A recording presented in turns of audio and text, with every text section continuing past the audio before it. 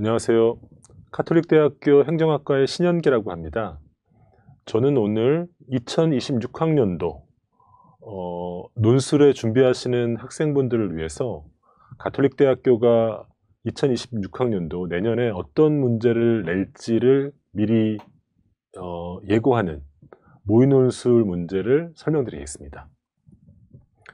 가톨릭대학교 논술을 이제 보신 분들은 아시겠지만은 가톨릭대학교는 매년 세 문제를 내고 있습니다. 그래서 이 시험에 준비하기 위해서는 가톨릭대학교가 어떤 유형의 문제를 내는지 이 유형을 파악하는 게 가장 중요합니다. 그리고 모의논술은 본논술, 올해 11월 정도에 있을 본논술에서 이렇게 낼 것이다를 미리 예고하는 것이니까 가톨릭대학교 논술 시험을 보시는 분들은 이번 모의논술을 한번 시험 삼아서 보시는 것들이 큰 도움이 될 거라고 봅니다. 저는 여러분들이 모의논술을 한번 직접 답안을 작성해 봤다는 전제하에 이 문제들이 어떤 답변을 요구하는지에 대해서 설명드리겠습니다. 먼저 첫 번째 문제입니다. 가장 먼저 이 논술을 하실 때는 문제를, 그러니까 여기 지시문, 문항 1이라고 하는 지시문을 좀 잘 보셔야 돼요. 이 문항은 전형적인 문제인데 가의 관점으로 사례를 비판하는 겁니다. 그러니까 문제 속에 이 문제를 풀 수 있는 관점도 있고 사례도 있는 거죠. 그래서 관점을 제시하고 사례를 보는, 혹은 사례를 제시하고 사례를 제시하고 관점을 제시하든, 순서는 바뀌지만 어쨌든 관점과 사례를 동시에 제시하는 것들이 전형적인 문제입니다. 그래서 이 경우에는 가가 관점이고 나가 사례죠. 그러니까 가의 관점으로 나를 보는 거죠. 먼저 보시죠. 제가 읽어보겠습니다. 가. 존 롤스 등 학자들은 시민불복종이 개인적 이익이 아니라 다수의 인권 혹은 사회정의 증진을 목표로 삼아야 한다고 강조한다. 또한 폭력적 수단을 지양함으로써 사회 안정과 법책에 대한 근본적 존중을 유지해야 하며 정상적인 제도적 수단으로는 개선이 불가능한 상황에서 최후의 수단으로 제한적으로 사용돼야 한다고 주장한다. 이러한 조건을 충족한다면 시민불복종은 법의 정당성을 높이고 현실의 부당한 제도를 교정하는 촉매제로 작동할 수 있다. 그러나 그 범위를 벗어나 무분별한 불법 행위로 이어지면 법치주의의 근간을 훼손할 우려가 크다. 따라서 시민불복종을 평가할 때는 해당 행위의 목적과 수단, 그리고 예상되는 부작용을 종합적으로 검토해야 한다. 이런 문제죠. 문제를 처음에 보시면 이 문제가 시민불복종에 대한 얘기라는 것을 알 수 있습니다. 그리고 우리가 시민불복종이라는 것은 법과 질서를 지키는 것이 대원칙인데, 어떠한 경우에, 특별한 경우에 한해서 시민들이 그 법과 혹은 규정을 벗어나서 항의할 수 있다. 정부라든지 혹은 권위적인 어떤 기관에 항의할 수 있다는 것이잖아요. 그 조건에서 얘기하고 있는 거죠. 여기서는 몇 가지 조건을 얘기하고 있는 거 보세요. 첫 번째, 시민불복종이 되려면 첫 번째 조건은 개인적 이익이 아니라 다수의 인권, 사회적 정의 증진을 목표로 해야 된다. 즉, 공익성이라는 조건을 실현해야 된다는, 공익적이어야 한다. 이 조건을 먼저 얘기하고 있죠. 두 번째는 폭력적 수단이 안 된다는 거죠. 폭력적 수단을 지양해야 된다. 즉 비폭력이어야 된다는 거죠. 비폭력. 글씨가 제대로 안 써지네요. 그래서 비폭력을 통해서 사회안정과 법체에 대한 근본적인 존중을 보여주고, 세 번째, 정상적인 제도적 수단이 있는데 그걸로 도저히 안 될 때 최후의 수단으로 해야 된다. 이런 것이 조건이죠. 즉 시민불복종은 의도적으로 법질서, 법규정을 훼손하는, 그러니까 그 영역을 침범하는 것인데, 그러려면 그 행위가 정당화되려면은 세 가지 조건. 첫 번째는 공익성이 있어야 되고, 두 번째는 폭력적 수단, 비폭력적이어야 되고, 세 번째는 제도적 수단이 안 돼서 마지막 수단으로, 최후의 수단성이라고 하죠. 이 조건이 충족될 때 시민불복종은 정당한 행위, 시민의 행위가 된다는 주장을 하고 있는 거죠. 이 관점에 근거해서 나의 사례를 한번 보자는 거죠. 나의 사례 봅시다. 나는 사례입니다. 1991년 3월 미국 로스앤젤레스 경찰이 과속운전을 하다 체포된 흑인 로드니 킹을 마구잡이로 구타하는 일이 발생했다. 사건 직후 4명의 경찰관은 과잉진압 등의 이유로 검찰에 기소됐다. 1년 뒤인 1992년 4월 주로 백인으로 구성된 배심원단이 이들 경찰관들에게 무죄를 선고하자 인종차별과 불평등에 항의하는 시민들이 대규모 시위를 벌였고 이는 폭력적이고 파괴적인 양상으로 확대됐다. 시위 참가자들은 자신들의 행동이 오랜 기간 지속된 경찰의 비윤리적 행위와 흑인에 대한 차별적 법을 종식시키기 위한 것이라고 주장했다. 결국 6일간 계속된 시위로 63명이 사망하고 2,300명이 부상을 입었으며 약 10억 달러의 재산 피해가 발생했다. 이 사건 사례입니다.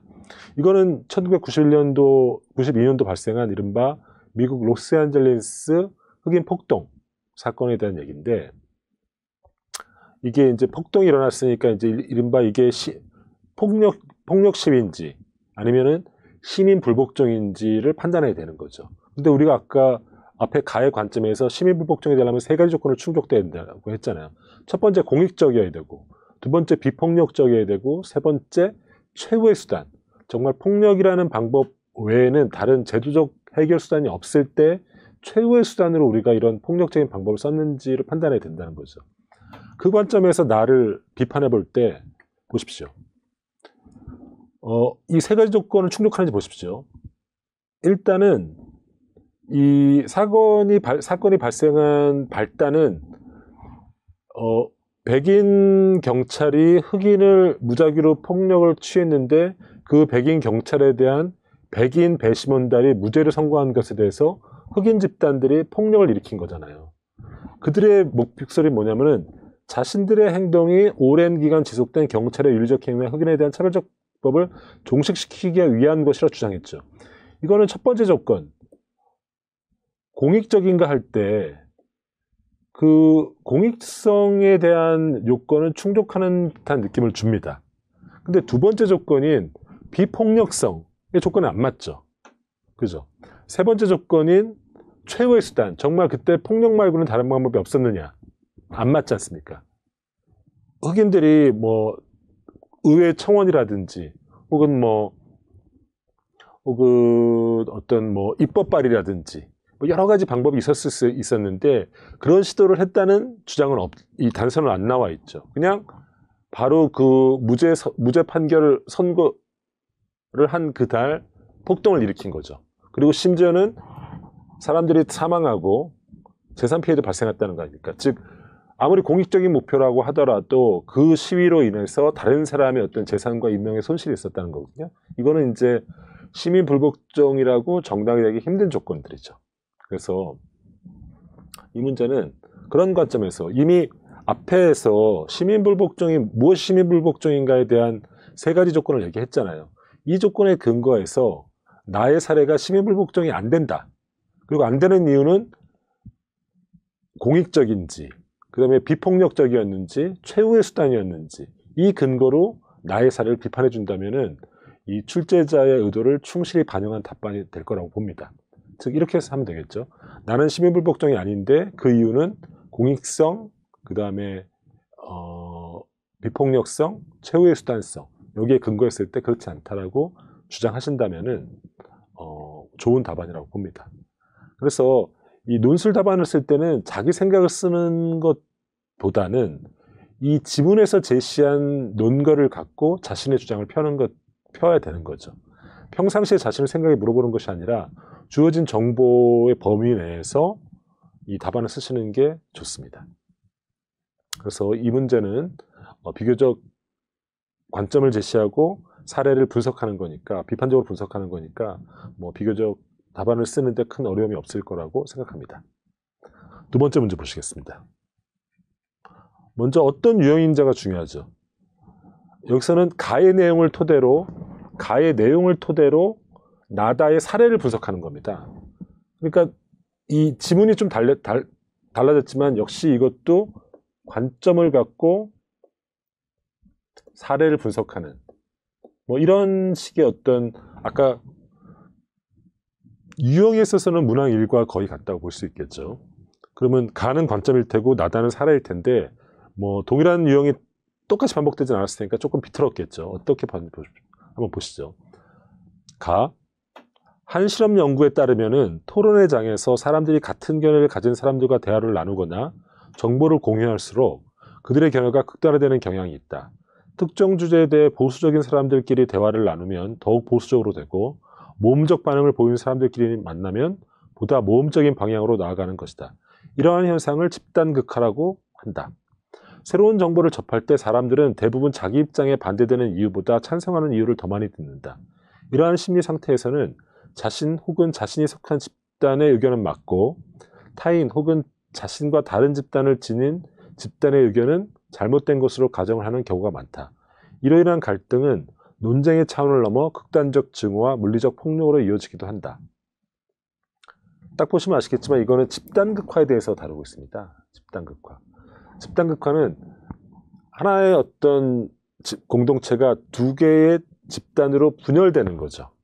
분열돼서 서로 증오하고 물리적 폭력으로까지 발전하는 건데 이때 집단극화라는 현상을 일으키는 게 여기는 정보에 의하면은 사람들이 어떤 새로운 정보를 사람이 접할 때 자기랑 찬성하는 자기 찬성하는 이유를 더 많이 듣는다는 이게 우리가 이거를 확증 편향이라고 하는데 나의 반대되는 어떤 것보다 자기의 기존의 어떤 신념에 부합하는 정보를 듣는 이런 경향이 있고 두 번째는 사람의 어떤 속성이 내 편의 얘기를 더 신뢰하고 상대편의 얘기를 더 신뢰하지 않는 이런 거라서 어떤 집단 정체성 사람이 갖고 있는 집단 정체성 이런 문제가 있거든요. 이런 문제에 의해서 어떤 집단극화라는 현상이 나타나고 있다는 걸 보여주고 있는 거죠. 그죠? 이 가라는 관점 속에서 집단극화가 문제가 되고 그것은 심할 경우에 증오와 폭력으로 이어지는데 명시로 얘기하고 있지 않지만 사람이 정보를 접할 때 나의 기존의 신념에 부합하는 정보를 더 많이 듣는다는 이른바 확증 편향의 문제라 그리고 우리 집단 타인보다는 나와 같은 생각 가진 집단의 의견을 맞는 것으로 더 우호적으로 반응한다는 어떤 사람의 집단 정체성의 문제를 얘기하고 있거든요. 그러니까 우리가 이제 집단극화라는 현상을 평소에 알고 있고 또 여기 지문을 근거해서 이런 현상, 이런 이유 때문에 확증 편향과 집단 정체성이라는 현상 때문에 집단극화가 생기는구나 하는 거를 감을 잡으셨으면 이 관점에서 나다를 한번 보시는 거죠. 나의사를 한번 보겠습니다. 과거의 마을은 일정한 지역을 기반으로 살아가는 사람들의 동네만을 의미하지는 않았다. 집을 둘러싼 담과 담 사이의 난길을 오가며 사람들끼리 서로 마주칠 수밖에 없었기 때문에 마을 구성원들은 다양한 일을 공유했으며 집과 집 사이의 거리도 가까워서 이웃과 친밀한 사회적 관계를 형성할 수 있었다. 자신의 생활 반경인 집 주변과 그 사이사이에서 사람들과 마주치도록 구성된 공간이 마을이었던 것이다. 대문을 나서 집들 사이의 길을 따라 마을을 돌아다니다 보면 여러 경로를 자연스럽게 거치게 되어 사람들의 만남이 곳곳에서 발생하였고 일종의 커뮤니티가 형성되었다. 마을 내에서 집의 형태나 집안 사정, 개인의 형편은 제각각이었지만 우연하고 잦은 만남을 통해 상호 이해를 향상시킬 수 있었던 것이다. 나의 사례는 뭘 말하는 겁니까? 나의 사례에서는 이른바 마을이라는 현상에 대해서 과거의 마을이라는 현상에서 얘기하고 있는데 이 마을은 뭐냐면은 단순히 동네에 의미하는 게 아니라 사람들이 마주치는 공간이라는 의미가 있습니다. 보면은 이 마을에서는 각자 제각각이지만 우연하고 잦은 만남이 일어나서 상호 이해가 향상된다는 거거든요. 보세요. 마을이 있는데 그 마을은 나의 지문은 사람들이 이 공간 내에서 서로 집의 형태라든지 집안 사정이라든지 형편이 서로 제각각이지만은 서로 마주치도록 우연한 만남과 잦은 만남이 일어나면서 상호 이해, 서로 어떤 자신의 입장이 달라도 저 사람은 왜 저렇게 생각하지? 그리고 상대방도 내가 왜 그런 생각을 하는지 서로 이해할 수 있는 상호 이해의 어떤 가능성이 생긴다는 거거든요. 이건 뭡니까? 우리가 가에서 봤던 집단극화와 반대되는 현상이라고 얘기할 수 있는 거죠. 반대되는 현상이 발생한다는 거죠. 그죠? 왜냐? 집단극화라는 거는 서로 내 집단, 같은 공동체 내에서 내 집단과 상대편 집단이 갈라지는 현상인데, 이 마을에서는 서로 만나다 보니까, 마을에서 잦은 교류가 있다 보니까 상호 이해, 집단극화가 아니라 상호 이해가 생긴다는 거지 않습니까? 그 현상을 말하고 있는 거죠. 그죠? 그래서 이 나의 사례는 어떠한 조건에서 집단극화가 생기지 않는지에 대한, 집단극화가 생기지 않는 어떤 반대 사례인 거죠. 그렇다는 얘기. 왜 집단극화가 생기지 않고 있는 이유를 아까 얘기했듯이 마을이라는 성격, 어떤 우연하고 잦은 만남을 통해서 상호 이해가 생겨서 집단극화가 일어나지 않는다. 이런 식의 답안을 요구하는 거죠. 답을 한번 보실까요? 답은 2000년 이후 지구온난화가 허구라는 주장이 전 세계적으로 퍼져나갔다. 이러한 주장이 널리 퍼지기 시작한 것은 환경에 대한 장기적인 통계 분석이 늘어나면서였다. 이에 따르면 지구 평균 표면 온도는 1970년대 이후 50여 년간 고작 섭씨 0.9도 상승했으며 해수면 상승도 그다지 크지 않았다. 하지만 지구온난화 허구로를 주장하는 측에서는 산업화이후 온실가스가 비정상일 정도로 가파르게 증가하였고 현재 기온의 상승 속도가 지나치게 빠르다는 사실 등은 외면한다. 수많은 반증에도 불구하고 노벨 물리학상 수상자 등 저명한 과학자들도 지구온난화 허구론을 주장하고 있어 논란은 더욱 커지고 있다. 과학자들이 이러한 주장을 펼치는 것은 과학현상에 대한 해석에서 연구자들 역시 자신의 가설을 지지하는 데이터를 더욱 중요하게 여기고 반대되는 데이터를 무시하는 경향이 있기 때문이다. 허구론을 주장하는 이들은 데이터에 기반한 자신들의 믿음을 네트워크 통해 공유하며 보다 강한 확신을 얻게 된다. 이런 얘기거든요. 다의 현상은 지구온난화가 허구라고 주장하는 사람들의 얘기입니다. 심지어는 그 중에는 노벨 물리학 수상자도 포함되어 있습니다. 이들은 계속 지구온난화가 일어나는 게 어떤 이 산업화 이후 온실가스 때문이라는 기존의 주장, 지구온난화 주장들의 말이 근거 없다고 얘기하는 거거든요. 왜 그러냐 보면은 여기 답안 가설이 있죠. 이들은 과학현상인데 여기 해석에서 연구자들 역시 자신의 가설을 지지하는 데이터만 보고 반대되는 데이터를 무시하기 때문이라는 거죠. 아까 위에 가에서 봤던 확증 편향이라는 문제입니다. 지구온난화를 주장하는 사람도 있고 여기 다처럼 지구온난화는 허구라고 주장하는 사람이 있습니다. 그렇다면은 분명히 보이는 지구온난화가 있는데도 왜 이들은 지금의 어떤 지구온난화에 따른 이상기온이 허구라고 주장하냐면은 지구온난화가 허구라고 주장하는 자신의 가설을 지지하는 허구론을 지지하는 데이터만을 계속 보게 되고 반대 데이터는 뭐 별거 아닌 거야. 이거는 내 가설과 맞지 않으니까 의도적으로 무시하거나 무의식적으로 무시하는 거죠. 그러면서 지구온난화는 허구야 이런 식의 확증 편향이 강화되는 거죠. 이런 거죠. 우리가 어떤 신념을 갖게 되면은 내 신념에 부합하는 것은 데이터는 굉장히 믿을 만한 것으로 받아들이고 나의 기존의 신념에 부합하지 않은 데이터는 사소한 것으로서 무시하게 되는 사람들의 어떤 인지작용이 일어나거든요. 그죠? 그러면서 여기서는 오히려 이런 확증 편향에 의해서 집단극화, 아까 가에서 얘기했던 집단극화가 강화되고 있다는 주장을 하게 되는 거죠. 그죠? 그러니까 정리해 보겠습니다. 가는 집단극화에 대한 얘기입니다. 그래서 확증 편향이라든지 집단 정체성이 집단극화를 만든다고 얘기하는 거죠. 나는 마을이라는 곳에서 사람들의 우연하고 잦은 만남을 통해서 상호 이해가 발생함으로써 집단극화가 일어나지 않는다는 사실을 얘기하고 있고요.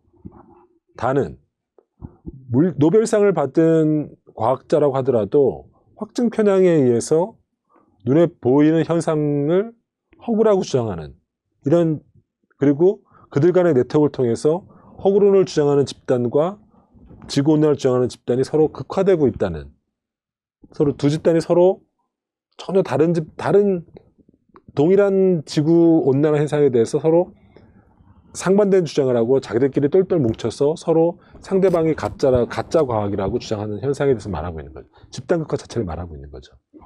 그러니까 우리 지문은 뭐였습니까? 나와 다의 사례를 분석하는 거 아닙니까? 집단 극화라는 현상을 통해서.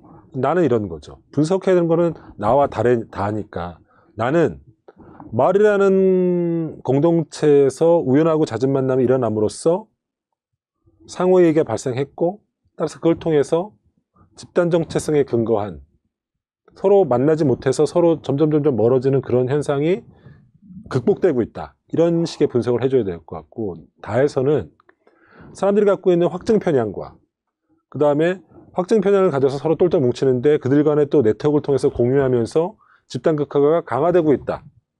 이런 현상들을 얘기해 준다면은, 집단 극화라는 관점에서 이 현상을 설명해 준다면 좋은 답안이 될 거라고 봅니다. 그러니까 나는 집단 극화가 일어나지 않는 사례고 다른 집단 극화가 강화되는 현상이지 않습니까?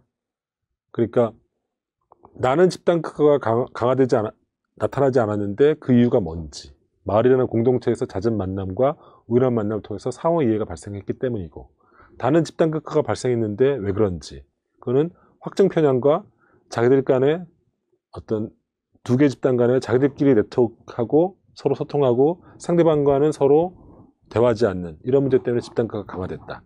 이런 관점으로 나다의 사례를 분석한다면은 출제자의 의도를 제대로 이해한 답안일 거라고 생각합니다.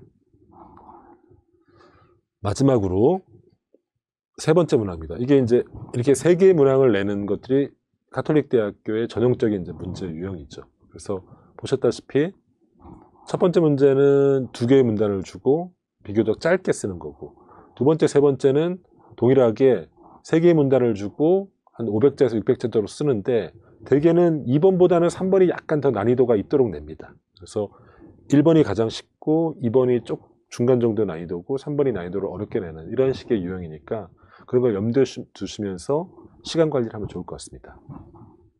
가의 지문은 가에서 미국의 GDP가 감소할 것이라고 예상하는 얘기를 나오죠. 그 이유를 나와 다에서 찾으라는 겁니다.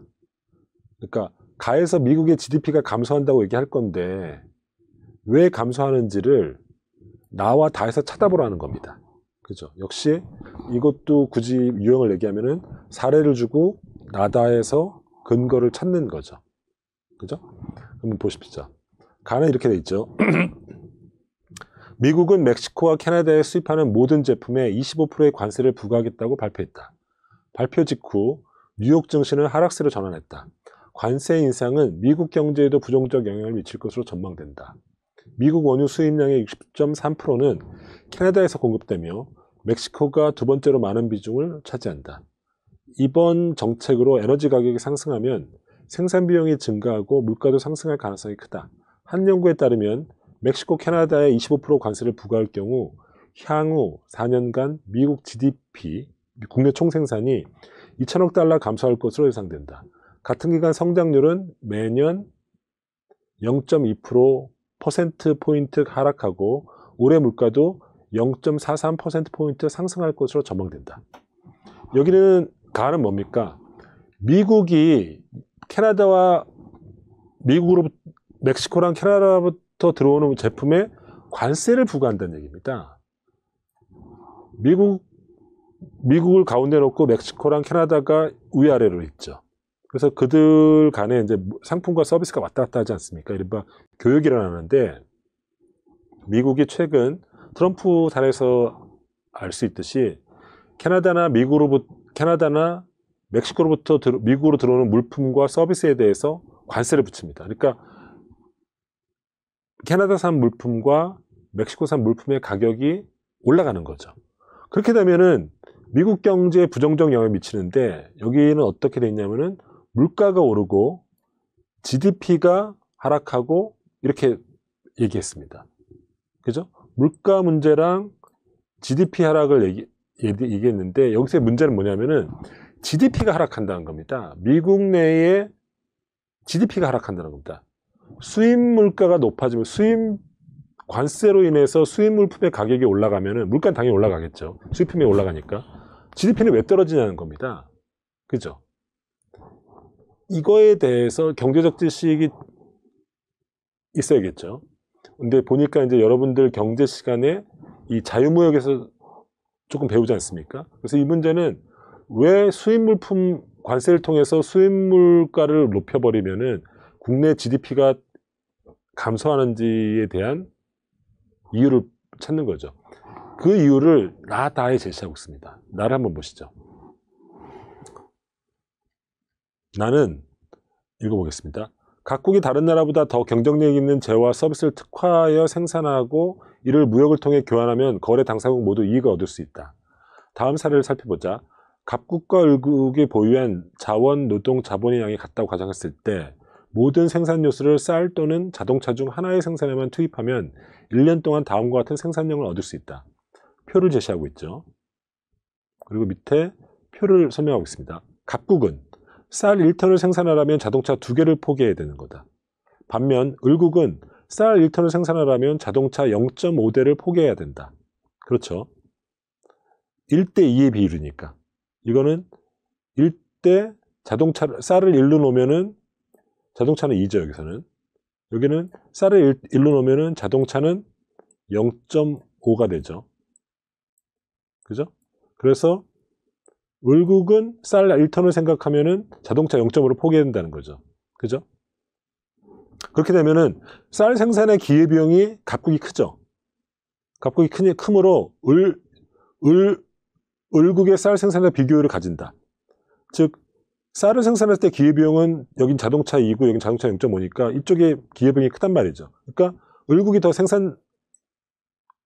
효율적이니까 을국은 쌀에 있어서 비교율을 갖는 거죠. 같은 논리로 이번에는 각국은 자동차를 생산할 때 자동차 생산의 비교율을 갖죠. 보세요, 이번에는. 이쪽은 자동차입니다. 자동차 한 대를 생산할 때 여기에 기회비용은 0.5죠. 그죠? 근데 을국은 2란 말이죠. 그러면 자동차 생산은 여기가 더 기회비용이 작으니까 여기가 더 효율적이라는 뜻이거든요. 그러니까 비교 우위는 자동차의 비교 우위는 각국에 있는 거죠. 이 얘기를 하고 있는 겁니다. 각국의 비교 우위를 가진 재화를 특화해 생산하면 각국은 자동차 200대, 을국은 쌀 600톤을 생산할 수 있다. 각국의 비교 우위를 가진 재화를 특화한 후 자동차와 쌀을 교환하면 양국 모두 생산 효율성을 높이고 더 많이 소비할 수 있다. 소위 말하는 우리가 경제에서 얘기하는 비교 우위론에 대한 얘기입니다. 비교 우위론. 비교 우위론은 뭔가 하면은 다시 표로 돌아가 보시죠. 보면은 쌀과 자동차를 생산할 때 을국이 쌀도 많이 생각하고 자동차도 더 많이 생산합니다. 그러니까 을국은 다 절대 우위가 있어요. 절대 우위가 있는데 그럼 우리가 생각하길 때 을국이 둘 다 생산해가지고 그냥 하면은 유리한 거 아니야 이렇게 생각하지만은 비교 우위론은 그렇지 않다는 거거든요. 아까 봤듯이 비교 우위적 관점, 다른 나라랑 비교했을 때 우리가 어떤 걸 생산할 때 더 효율적이게 보면은 을국은 쌀을 생산할 때, 각국은 자동차를 생산할 때 더 효율성이 높다는 겁니다. 내가 직접 생산하는 것보다. 그래서 자신이 비교 우위를 갖고 있는 상품만을 독점적으로 생산함으로써 그러면 을국은 자동차는 어떻게 합니까? 그거는 각국에서 수입하면 되죠. 각국은 자동차를 생산하면 쌀은 어떻게 합니까? 을국에서 수입하면 되는 거죠. 즉 자국이 더 잘 효율적으로 생산하는 것들을 특화하고 자기에게 없는 거는 수입함으로써 전체적인 부를 늘릴 수 있다는 겁니다. 이게 비교 우위론인 거죠. 내가 모두 생산하는 게 더 유리한 것 같지만은 을국의 입장에서는 자동차를 생산하는 것에 효율성이 낮고 각국의 입장에서는 쌀을 생산하는 게 효율성이 낮으니까 각자 더 유리한 걸 생산해서 부족한 부분은 각국에게는 쌀이고 을국에게는 자동차죠. 그거를 수입하면은 전체적으로 각국과 을국이 더 재화와 물품이 더 풍요로워진다는 게 비교 이론이거든요. 그죠? 이 관점에서 비교이론의 관점에서 아까 관세를 이거는 이제 비교이론은 자유무역의 이론적 근거가 됩니다. 자유무역에. 자유무역이 가장 반대하는 게 뭡니까? 관세거든요. 근데 아까 가의 지문은 관세에 대한 얘기잖아요. 그러니까 여기는 비교유예에 대해서 얘기하니까 비교의 근거에서 자유무역을 할 경우 양쪽의 재화 물품이 더 증가한다. 즉 GDP가 더 증가한다는 걸 우리가 보여주고 있잖아요. 따라서 여기에 근거했을 때 관세를 매겨서 보호무역을 하게 되고 교역을 막으면은 당연히 GDP가 줄어드는 거죠. 이런 관점을 하나 얘기할 수 있죠. 두 번째, 단은 뭐에 대한 얘기입니까? 단은 무역이 확대되면 기업은 세계 시장을 대상으로 상품을 거래하게 되어 규모의 경제를 실현할 수 있으며 이에 따라 생산비 절감과 더 많은 판매를 통한 높은 이윤 확보가 가능해진다. 생산력 증가로 국내 총생산이 확대되고 고용도는 늘어나는 효과를 가져온다. 또한 세계 소비자들에게 받기 위해 기업은 끊임없이 기술을 개발하고 품질을 관리하게 되며 이 과정에서 생산성이 향상된다. 기업의 생산성이 높아지면 국내 경제가 활성화되고 일자리 창출에도 긍정적인 영향을 미친다. 여기는 교육을 통해서 교육을 하게 되면은 어떤 이점이 있는지를 규모의 경제라는 관점에 설명하고 있어요. 어떤 기업이 자국 판매가 아니라 무역 타국에 판매하는, 즉 수출을 목표로 하게 되면은 규모를 키워야 되잖아요. 즉 규모 경제를 해야 됩니다. 그러다 보면은 당연히 생산비가 절감되고 더 많은 판매를 하니까 이윤 확보가 커지겠죠. 더 중요한 효과는 뭐냐면은 기술 개발을 한다는 겁니다. 왜냐하면 해외 시장에서 경쟁에 살아남아야 되니까요. 그러다 보면 당연히 생산성이 높아지는 거죠. 그러면은 그냥 내수용으로 하던 것을 100만 팔다가 수출용 그리고 더 치열한 경제 살아남기 위해서 규모의 경제를 하다 보니까 더 기업의 규모가 커지고 판매량이 커지면서 결국은 GDP가 커지는 거죠. 따라서 이것도 자유무역을 하게 되면은 기업 자체에서 규모의 경제가 살아나서 오히려 GDP가 커진다는 얘기를 하고 있는 거 아닙니까? 앞에 이니셜만 살리겠습니다. 근데 가는 뭡니까? 관세를 통해서 자유무역을 막으면은 규모의 경제, 기업 입장에서 규모의 경제가 안 되니까 GDP가 쪼그라드는 이런 논리 구조였지 않습니까? 그러니까 가는 다에서는 규모의 경제라는 관점에서 나는 비교율이라는 관점에서 가의 관세를 비판할 수 있는 거죠. 여기 요구한 게 뭐였죠? GDP가 감소하는 이유를 나다를 활용해서 설명하는 거잖아요. 나는 아까 자유무역 비교율에 의한 비교율이라는 거였고, 다는 규모의 경제라는 이론적인 얘기, 경제적인 얘기 아니었습니까? 그러니까 비교율과 규모의 경제라는 관점으로 왜 관세를 미국이 캐나다와 멕시코에 관세를 매긴 것이 GDP가 감소하게 되는지를 설명해 주면 되는 거죠. 핵심은 비교율이라는 것과 그 다음에 규모의 경제라는 이것들을 관점을 갖고 가에서 관세를 통해서 관세를 매기면은 무역이 축소됨으로써 GDP가 결과적으로는 줄어든다. 이렇게 설명해 준다면은 좋은 답안이에요. 출제자의 의도를 정확하게 캐치한 좋은 답안이 되는 거죠. 논술이라는 거는 자신의 기본적인 이 문제에 대해서 내가 평소에 공부를 해놨으면은 문제 요점을 파악하기 쉬울 겁니다. 근데 내가 설사 이 문제를 모르더라도 논술이라는 거는 주어진 지문 내에서 단서를 차단해야 되거든요. 여기는 어떤 단서를 주고 있냐면은 가의 관세를 통해서 GDP가 하락한다고 한다면은 그 단서는 나의 지문인 비교유의와 다의 지문인 규모의 경제를 관점으로 설명하라는 단서를 주고 있는 거거든요. 그래서 내가 이 문제를 내가 깊이 평소에 생각하지 않더라도 이 단서를 이용해서 답안을 쓴다면은 좋은 답안이고 좋은 점수를 받을 수 있을 거라고 생각합니다. 예, 지금까지 가톨릭대학교 2026학년도 모의 논술 문제 세 가지의 모의 논술 문제의 유형과 그리고 출제 의도 어떻게 답안지를 쓰면 좋을지에 대해서 말씀드렸습니다. 본논술은 2025년도 11월, 12월 이 사이에 있을 겁니다. 가톨릭대학교 논술은 우리가 모의 논술을 하는 이유는 본논술을 본 학생들에게 미리 준비하고 유형과 이런 것들을 미리 준비하고 본논술을 잘 준비할 수 있도록 도움을 주기 위해서이거든요. 그래서 이번 모의 논술을 통해서 가톨릭대학교 문제에 익숙해지시기를 저희가 도움을 드리는 겁니다. 그래서 올해 한 해 뭐 수능이라든지 논술 때문에 스트레스를 많이 받으실 텐데 부디 이번 모의 논술 준비를 통해서 그리고 이번 해설을 통해서 여러분들의 입시 준비에 큰 도움을 받았으면 좋겠습니다. 그러면은 올 한 해 여러분들이 노력한 만큼 좋은 결과를 얻기를 기대하겠습니다. 안녕히 계세요.